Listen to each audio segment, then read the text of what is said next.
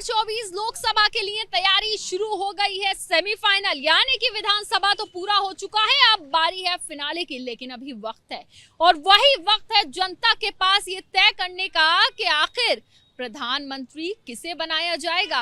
तो इसके लिए इस वक्त हम मौजूद हैं मध्य प्रदेश के भोपाल में, और भोपाल की जनता क्या कहती है, क्योंकि आज पहला ओपिनियन पोल सामने आ गया है। तो उसी को लेकर कुछ सवाल होंगे, कुछ जवाब मिलेंगे। लेकिन बेहद खूबसूरत शहर है, ये तो सबसे पहले बता देना जरूरी है। भोपाल बेहद प्यारा शहर है, बहुत अच्छा लग रहा है। यहाँ पर जनता भी बहुत अच्छी है, लेकिन कुछ शर्मीली है। शर्मीली मैं इसलिए कह रही हूँ, लोग जरा खुल के अपना ओपिनियन बता नहीं रहे हैं। क्या वोटर साइलेंट है विधानसभा चुनाव की तरह? नहीं, इस बार चुनाव जो होगा बेरोजगारी पे, महंगाई पे और जो मोदी जी ने वादे करे थे उन सब पर चुनाव होगा। जनता वो सब समझ कर वोट डालेगी कि किस प्रकार से महंगाई बढ़ी है, बेरोजगारी बढ़ी है। 15 लाख का जो वादा किया था वो पूरा नहीं हुआ है। विधानसभा चुनाव फिर किस पे हुआ? बीजेपी तो जीत गई। क्या मैम? विधानसभा चुनाव फिर किस पे? नहीं, विधानसभा चुनाव हुआ वो लोकल मुद्दे थे मैडम, लेकिन जो मोदी जी ने जो वादे किए थे वो जनता पे पूरे खरे उतरे नहीं या नहीं उतरे, इस पर चुनाव होगा। और जिस प्रकार से इंडिया गठबंधन का जिस पर काम चल रहा है, निश्चित रूप से कहीं ना कहीं कुछ परिवर्तन की लहर आएगी। यानी कि विपक्ष को स्ट्रांग देखना चाहती है जनता। विपक्ष को स्ट्रांग देखना चाहते हैं। विपक्ष बहुत बड़ा रोल प्ले करता है। अगर विपक्ष ना हो तो पक्ष तो फिर डिक्टेटरशिप हो जाएगी ना, कोई मतलब नहीं है। और बीजेपी ने जो प्रोमिसेस किए कुछ भी सच नहीं हो रहा है। लोगों को ये लग रहा है कि बीजेपी जीत जाएगी, लेकिन एक चीज़ आपको ये भी समझनी चाहिए, लोकसभा चुनाव सारी स्टेट्स की लोकसभा सीट्स पर होता है। बीजेपी अगर कहीं है, छत्तीसगढ़, राजस्थान, मध्य प्रदेश, 3 राज्यों में चुनाव जीत के बीजेपी आगे नहीं बढ़ रही है। साउथ इंडियन जो स्टेट्स हैं वहाँ लोकल पार्टीज ने अलायंस कर लिया है कांग्रेस के साथ में। वेस्ट बंगाल ममता बनर्जी ने अलायंस कर लिया है, तो इस अलायंस से सीटें जीत कर सरकार बन सकती है। इम्पॉसिबल नहीं है। इम्पॉसिबल नहीं है, जाहिर सी बात है, इम्पॉसिबल तो कुछ भी नहीं है। लेकिन जिस तरह से ओपिनियन पोल में वोट परसेंटेज बीजेपी का बढ़ा है, सीटें बीजेपी की बढ़ी हैं, तो क्या लगता है बीजेपी बाजी मार लेगी या फिर कांग्रेस भी कुछ प्रदर्शन करेगी? नहीं मैम, कांग्रेस ही प्रदर्शन करेगी, क्योंकि बहुत टाइम से कांग्रेस नहीं आई है। इस बार वो पूरी सत्ता के साथ आने की उम्मीद है।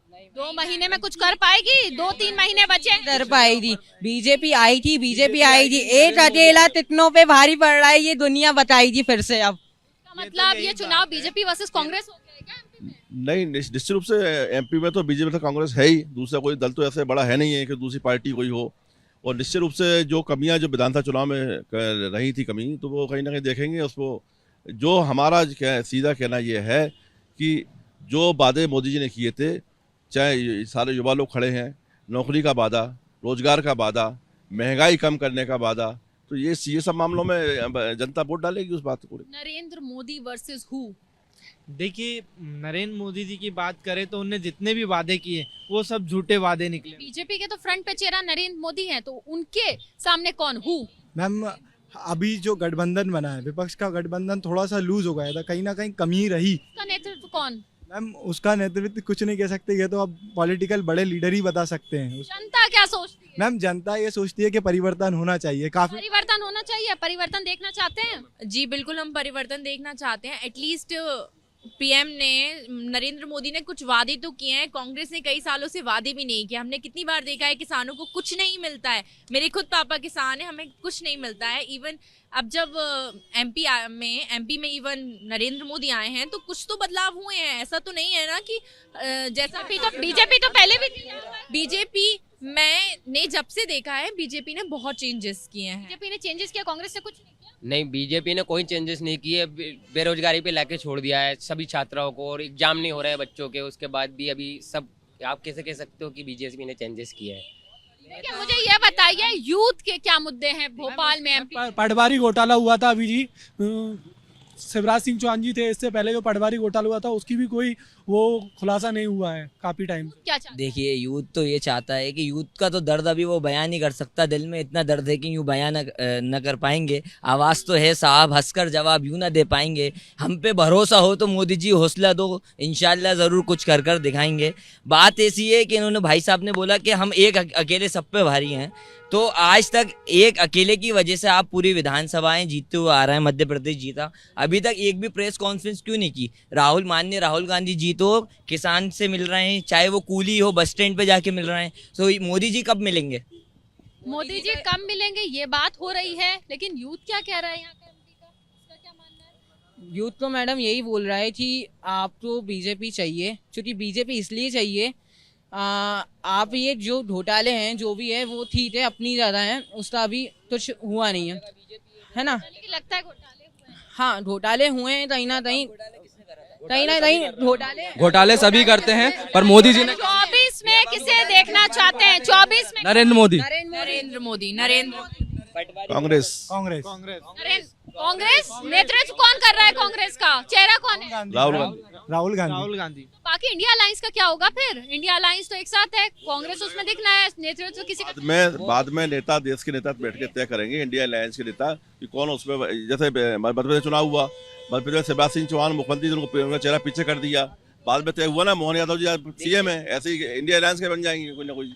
लगता है कांग्रेस को भी यूथ को या नए चेहरों को आगे लाना चाहिए, फॉर्मूला काम कर जाएगा? बिल्कुल। अभी यहाँ पर कांग्रेस पार्टी जो है जीतू पटवारी को लेके आई है और उमंग सिंगार जी को लेके आई है, सबको नए चेहरों वाला फॉर्मूला काम करेगा। बिल्कुल, देखिए नए चेहरों पे काम कर रही है और कांग्रेस पार्टी ने कई नए चेहरे उतारे और आज ही कई राज्यों के प्रभारियों को भी बदला है, तो इससे कई बड़े बदलाव होंगे और कांग्रेस को जनता चाहती है। और युवा परेशान है, युवा बेरोजगार है। आज युवाओं से पूछिए उनका दर्द, लाखों युवा सड़कों पर भटक रहे हैं रोजगार के लिए, लेकिन भाजपा की सरकार ने सिर्फ घोटाले किए, युवाओं को छलने का काम किया, युवाओं के साथ दगाबाजी की है। मुझे ये बताइए, क्या एमपी में विधानसभा चुनाव से अलग होगा लोकसभा चुनाव? कुछ अलग देखने को मिलेगा? कुछ नहीं देखने को मिलेगा।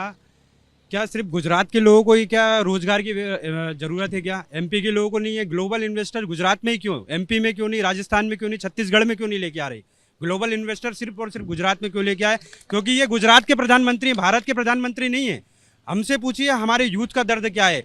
आज की डेट में पढ़ा लिखा यूथ है जो वो घर के ताने, लोगों के ताने, समाज के ताने, सब जगह के ताने सुनता है। क्यों सुनता है? क्योंकि उसके पास रोजगार नहीं है। और ये इसका मतलब जितने लोगों से यहाँ बात की है, बेरोजगारी एक बड़ा मुद्दा, बेरोजगारी सबसे बड़ा मुद्दा बेरोजगारी भी है। और ये जो हिंदू मुस्लिम करते हैं ना, ऐसा कुछ नहीं है जमीन पे। मैं इनसे माननीय प्रधानमंत्री जी से रिक्वेस्ट करना चाहता हूँ कि स्वयं खुद आकर देख लें यहाँ पे जिस तरीके का हिंदू मुस्लिम ये फैलाते हैं। ये रोजगार पे तो, महंगाई पे तो बिल्कुल भी बात करना नहीं चाहते ये।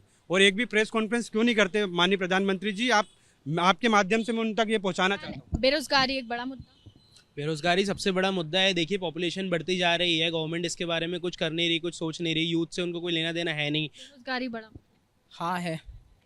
यस मैम, बेरोजगारी बड़ा मुद्दा है, बट आने वाले टाइम में इसको सॉल्व कर सकती है। कौन करेगा इसको सॉल्व? नरेंद्र मोदी।